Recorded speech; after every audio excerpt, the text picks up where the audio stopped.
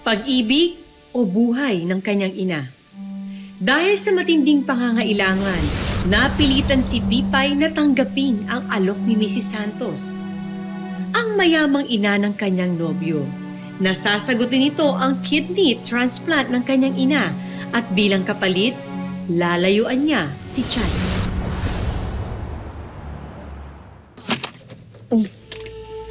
Nay, dun muna kayo sa loob. Hingitan pa kayo dito eh. Hayaan mo nga ako. Huwag na kayo makulit, akin na to. Ay, naku. Na-operahan na ako, anak. Pwede na ako magtrabaho. Ginagawa mo naman akong baldado niyan eh. Ay, nag-iingat lang ako. Anong gusto niyo, masugod kayo sa ospital? Teka nga. Saan ka kumuha ng pambayad? Eh, mahal yun ah. Sa private hospital mo pa ako dinala.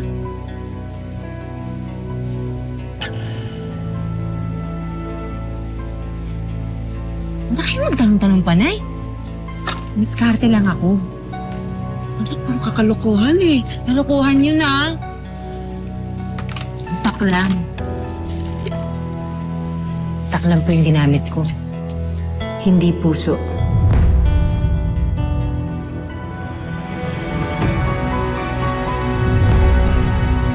Di ba kotse yan, Chad? Chad, parang awa mo na. Tanggapin mo na lang ang desisyon ko. Pareho lang tayong mahihirapan eh.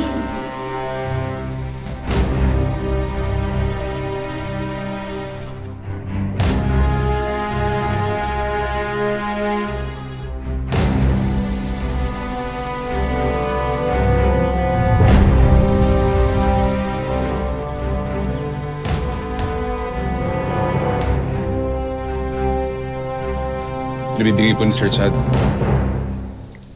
At sana raw po, mahanap niyong kaligayahan sa bagong karelasyon ninyo.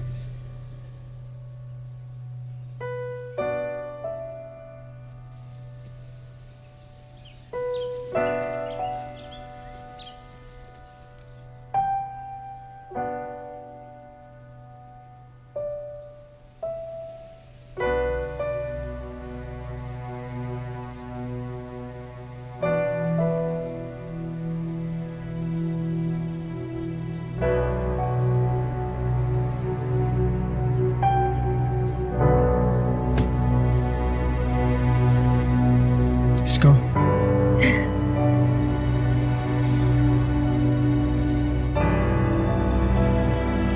Nag-move on na nga siya. Wala na talaga kami. Hiwalay na kayo ni Chad.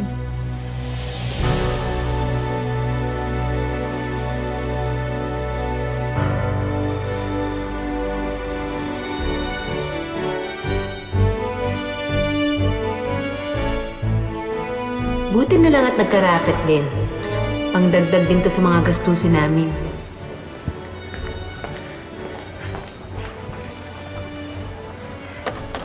Boss, salamat ah. Kailangan ko talaga ng racket eh. Wala yun, ho ba? Pipay, andyan na yung mga bisita. Magsimula ka na mag-serve ng drinks. Ay, yes po. Ha?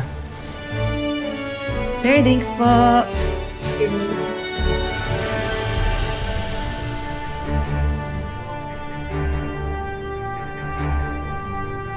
Pag nakasal na kami ni Chad, ang kayamanan ng mga Santos ay mapupunta na sa pamilya ko.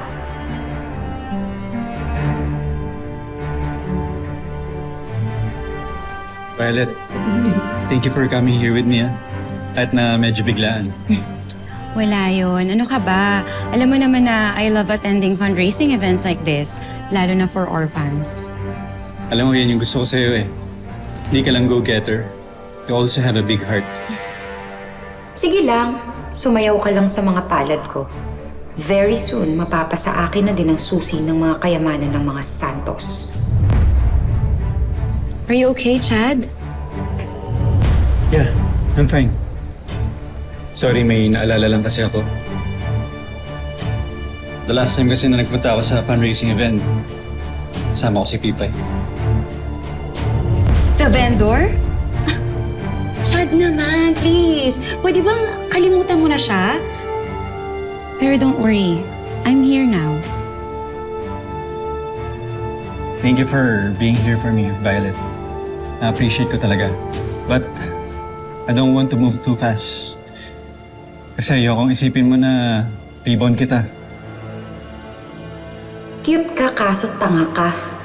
I will never be your rebound when I'm the one playing.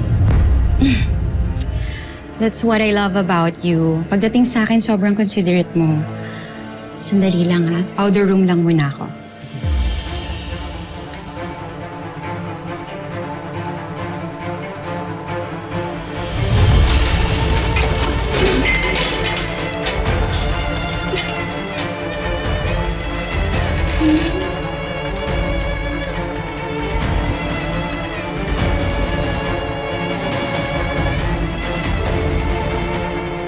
Maraming salamat sa pagsama sa ating istorya sa Tadhana. Nakaka-relate ka ba sa ating mga bida? Nako, i-comment mo na yan para sa iba't ibang kwento na punong-puno ng pag-asa at inspirasyon.